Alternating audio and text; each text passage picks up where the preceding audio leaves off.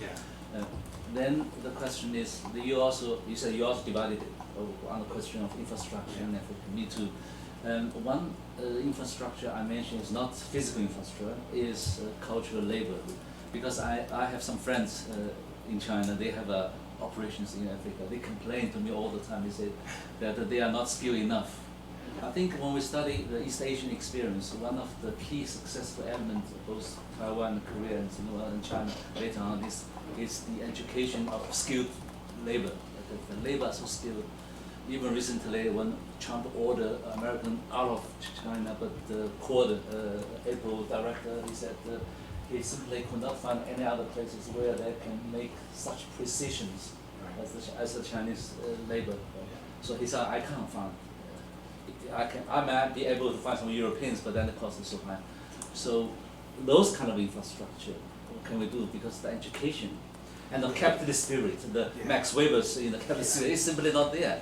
So those kind of dilemmas. Yeah, I mean, certainly when I was doing work in Zambia and Angola, one of the big complaints was that the skills level of the African labour that they employed was quite low, and they blamed that on the education system in these two countries, where investment in education had not generated an educated workforce with sufficient skills to operate in the modern economy.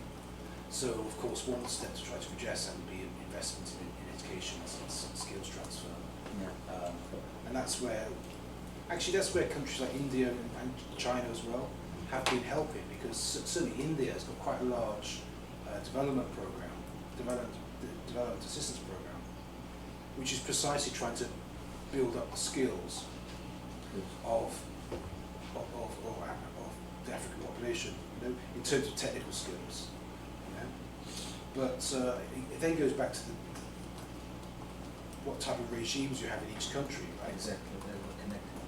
Because in some countries you go to the universities and they're just absolutely terrible. There's no money going to it. Like you go to the library, the books are from the 1970s. It's just, you can imagine being an academic there or being a student there. It's just terrible. And that's because the government hasn't invested in the system, I mean, one thing I always, which upsets me all the time, is whenever you see an African leader die, have you noticed they always die abroad? Why is that? So Mugabe dies in Singapore, right? Yes. So he's been in power since 1980. He dies in 2019. So how long is that? 40 years? Yeah. You're telling me that under his rule, Zimbabwe hasn't got a hospital good enough to treat him. What does that tell you about the nature of his regime? And where his priorities went. Certainly that didn't go into the people. And Mugabe is one example, but many of them, Nigeria, the last president of Nigeria died in Saudi Arabia, Again, Nigeria is a very rich country, should be a very rich country. Yeah. Certainly should be able to have at least one hospital, if not 1,000. So when we talk about education, that's just part of the wider story, which is, unfortunately, in some countries, the political class has not invested in the people, in the health sector, in the education sector, etc. And so health, the presidents die abroad, but in education it means that if an investor does come to some African countries, not all of them of course, but some, they'll find that the labour force has to be either trained from scratch or their skills levels are quite low. And that's nothing to do with Africa, it's to do with the lack of investment in the education system. And as you say, you compare that to East Asia, where you had a relatively highly skilled, highly educated labour force. So that means that even if the world system is getting kind of favourable to Africa, but still internal contradictions, still not able to... Both of them go together. Yeah. That's something. Please. Yeah, okay. First to respond. Sorry. No, it's okay. Yeah, a question, first, maybe I'll combine, the question raised to these, like the capitalist ethics of working. You mentioned the difference between the Chinese and the Africans. One of our friends, Wang Hui, he attributed that to the revolutionary tradition, which I don't believe at all. Because I'm more, I think, like on Wang Aiwa Wang, and many others, if the materials is so abundant. If you check on the reports of the late 80s and the early 90s, it is the Taiwanese firm, Hong Kong firm, and Western firm there, first initiate the socialist workers which are don't have an ethics of capitalist working ethics for a long time. They are adapted to the communal things. They don't have anything that we recognize today. So during that time you have every month you have reports after reports of those Taiwanese business and Hong Kongese business complaining about it. Chinese are totally lacking of that.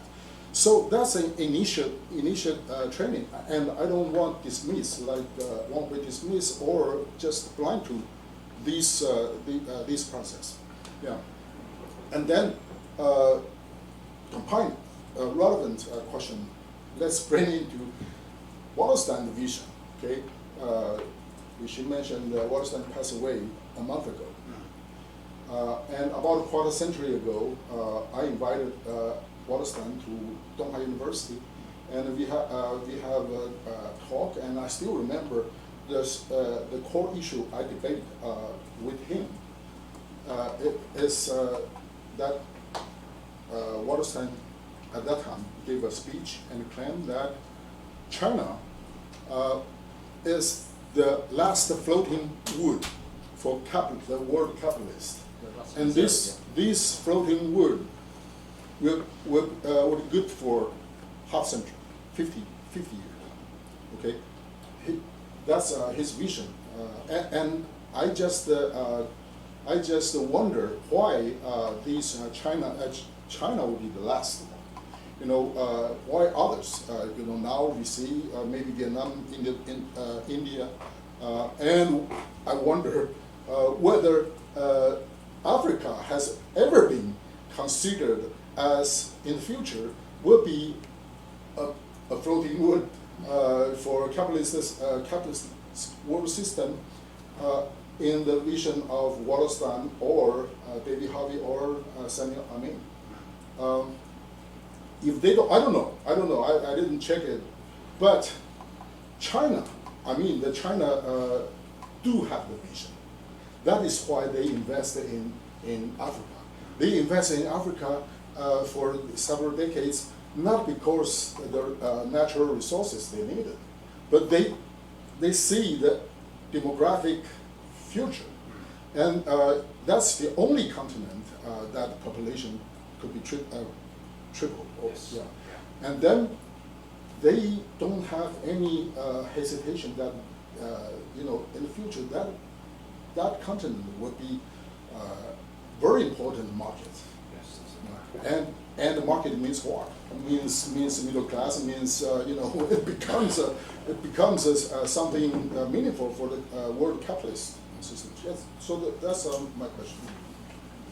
But I think one misread of Wallerstein is that he mentioned China, he doesn't mention. It's because, according to his theory, that Africa has always been part of the capitalist system since colonial time. But China was not capitalist system; it's outside, but then joined. So that's why that Africa was not mentioned by him. But Africa never been outside the capitalist system, as Yan told us that you are always part of it already. 500 years ago or 400 years ago. But maybe someday a very important floating wood. Yes, that concept I understand. But as part of the capitalist system, since the beginning of the colonial period, you are already part of it. example, Wallerstein started as an African He did, socialist. he did. So That's right. Yeah, it's not accidental. But exactly. Yeah. Please. Let me add one thing to what you said on Mugabe, Singapore, hospitals. All the leaders from former French colonies, when they have health problems, are treated in France. And when I say all of them, it includes people from Algeria, which matters very much if you are aware of Yes. the history of French colonization of Asia. And in the best hospitals in Paris, in particular, one of them which is run by the French army, where Mitterrand, for example, was treated for his cancer. So it gives you an idea. But this is not what I wanted to talk about. What I wanted to say is that I should not miss the opportunity to have a conversation, dialogue directly with a colleague from the Britain or the UK, because who knows, in a few months I will have to pass through the Swiss embassy. Indeed. Right? Indeed. Or the Swedish embassy. Yeah. So no, it's seriously, because we joke about it, but it's a very serious matter. The future that is ahead of us. No, what I wanted to ask is about you already mentioned that issue, the new, let's say, businessman, the new entrepreneur, middle class in Africa. So when I'm at home in France, I usually listen to a radio. You may be heard about the channel which is called Radio France Internationale. Yes. You know, the It's in Africa. and it's very striking that it is the only one which is tolerable in France today, so this is why I listen to it. But the thing which is very striking is that the people the radio, are constantly trying to promote that, to put forward that so-called new entrepreneur. BBC is the same. So they make them talk. Yes. They talk. And it's absolutely amazing.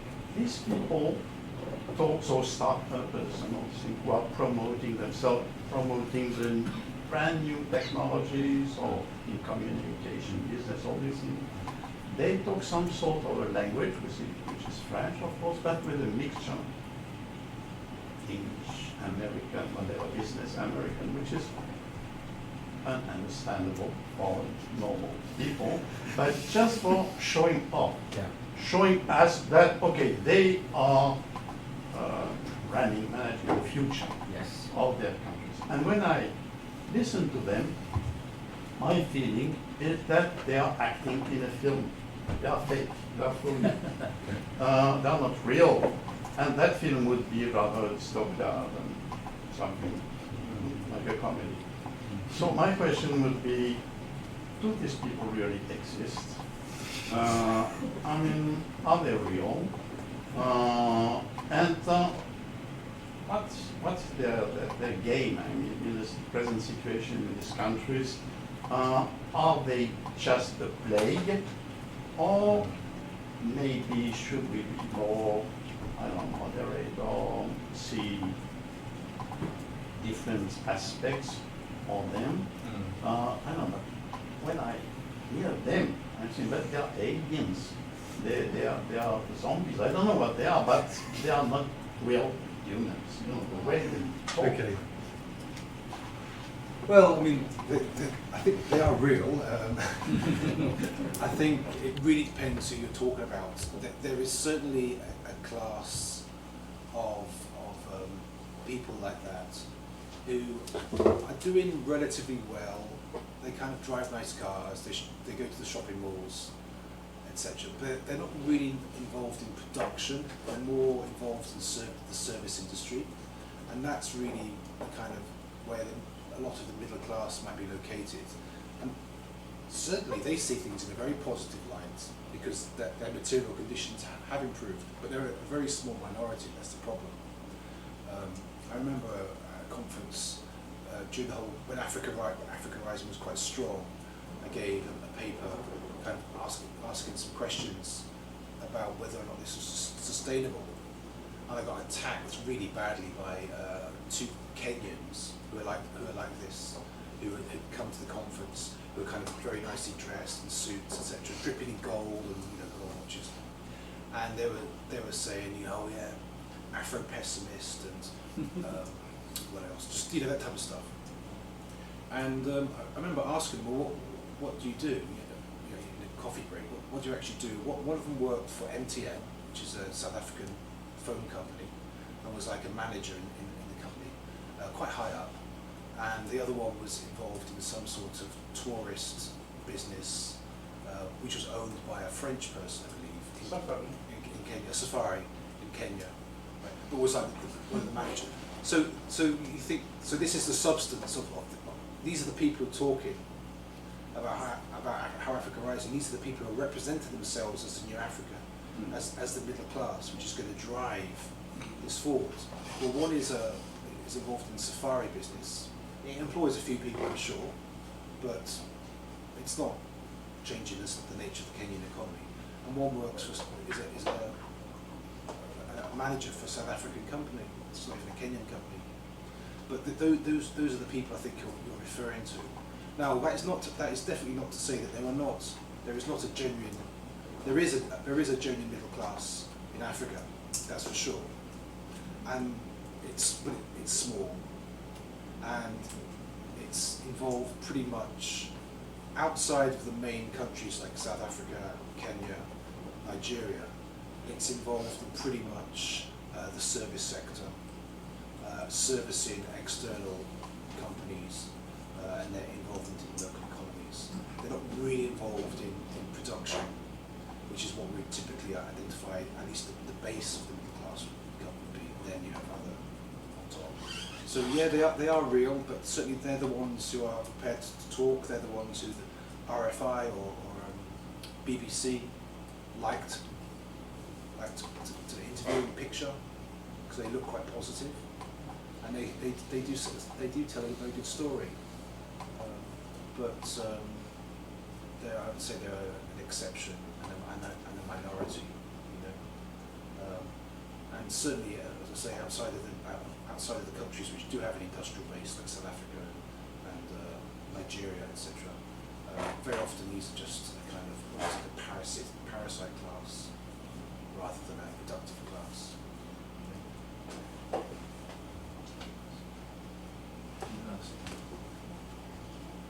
I would like to come back to your remark on this regionalization, or some people say Pan-Africanism, or establishing that from different angles.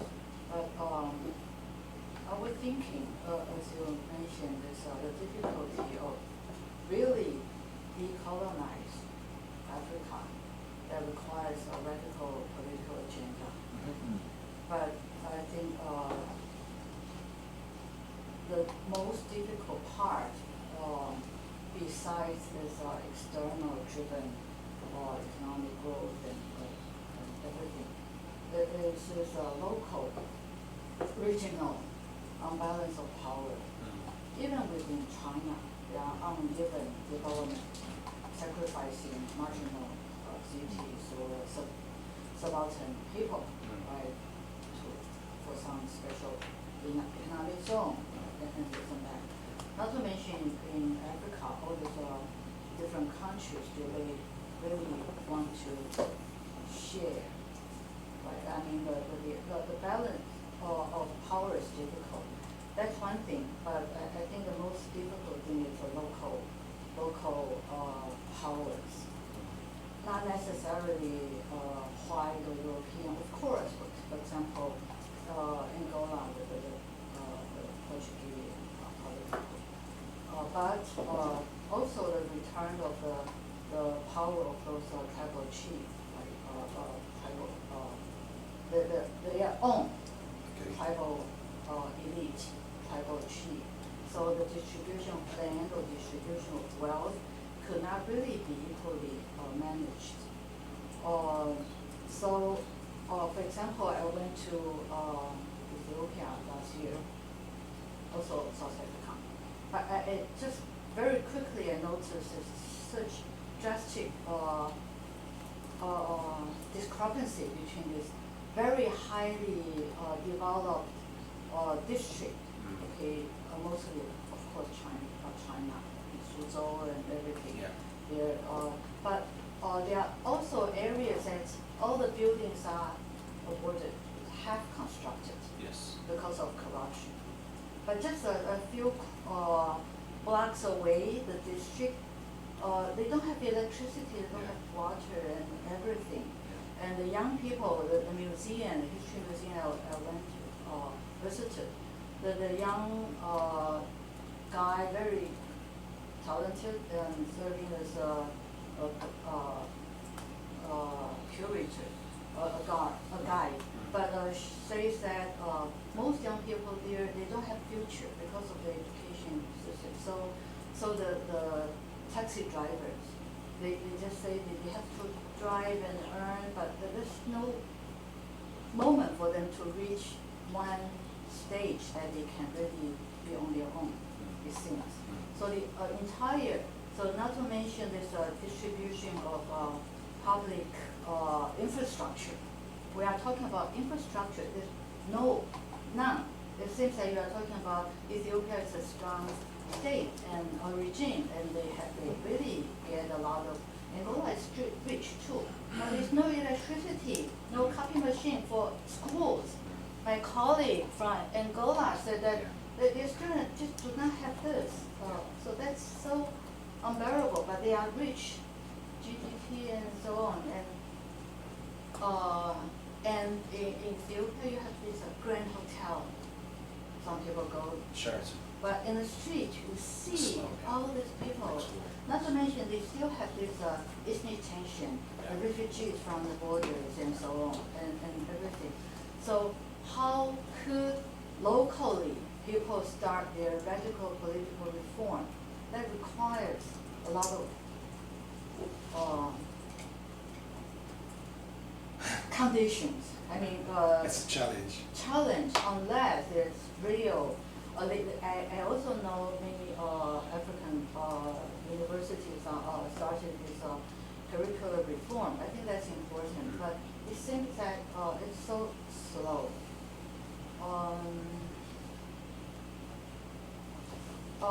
In the face of the ready interest, there's for example, China offers and so on. So you all know that who benefits from that, the corruption and everything. So when do we see Africa can be really decolonized and on their own? I don't know. I'm not actually studying in Africa, but your observation when those people in the 60s, they mentioned they brought up some very good ideas, but it seems that especially after 90s and in the 2000s, it's so very neoliberalized, market-oriented, and very much so. Yeah, it is. It's had an impact across all sectors, Right. education, health. Even university, Yeah, education, yeah. so that's all the more desperate for them. Well, I mean, I work at currently two different African universities, one in Stellenbosch in South Africa, one in Ethiopia at the University of Addis Ababa. Yeah. And the resources have always been, every year it seems the resources are being cut more and more. And the demand is always that the curricula is orientated towards direct skills Right, that's it. rather than general That's it. education. Skilled workers. Yeah.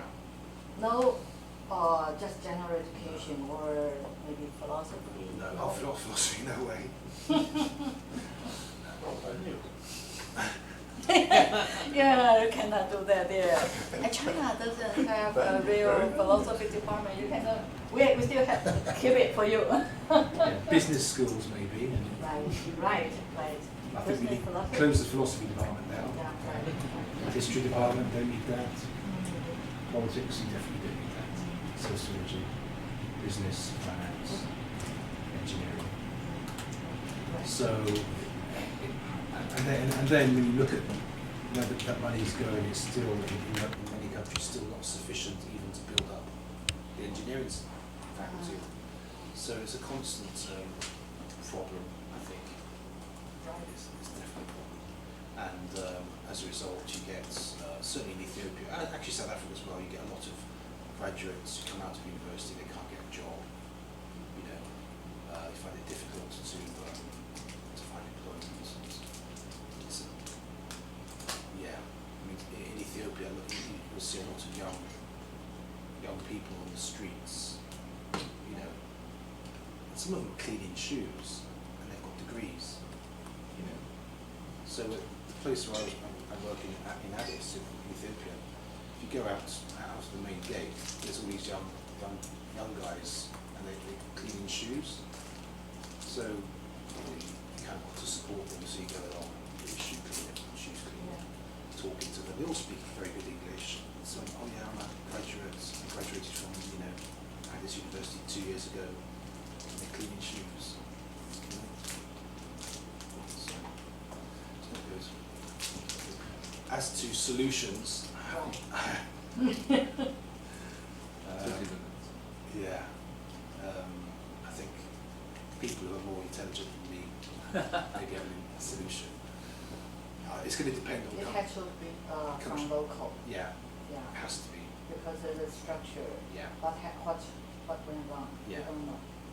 it has to be. You have to have the basic condition is you've got to have a government Right. with a vision that believes, you know, in commodity development. That's the basic condition. And then you have all the other challenges, but that's the foundation. Sure.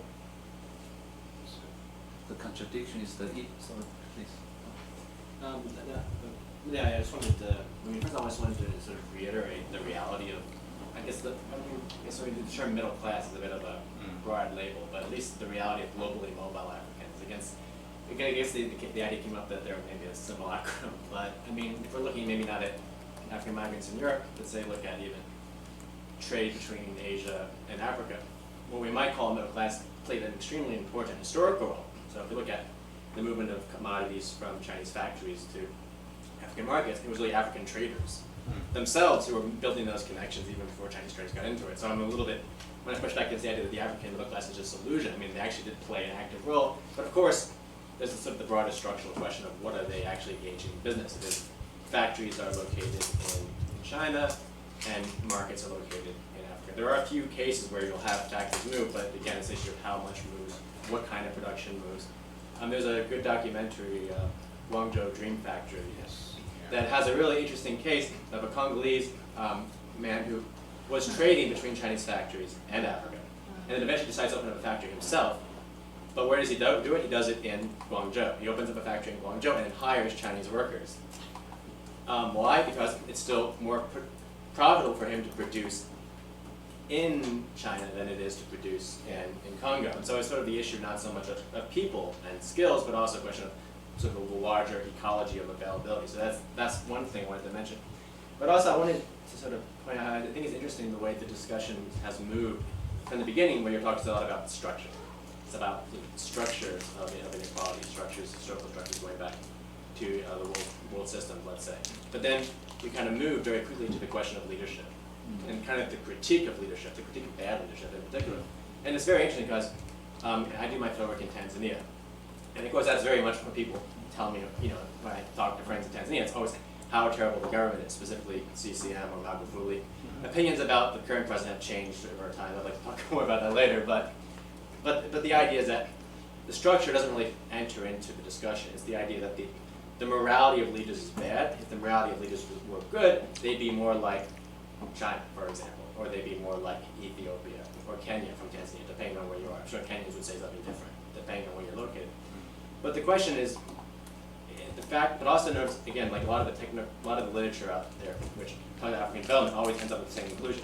It's African leaders. Africa needs some better leaders, better policies. But again, it comes back to the same question: is this question of regime type? Is this external? Do we see this as external to structure, or do we see it as product It's a symptom. as a symptom of structure, in which case it becomes kind of I think it becomes, I just worry a little bit when the discussion kind of moves very much into, oh, look how terrible African leaders are, and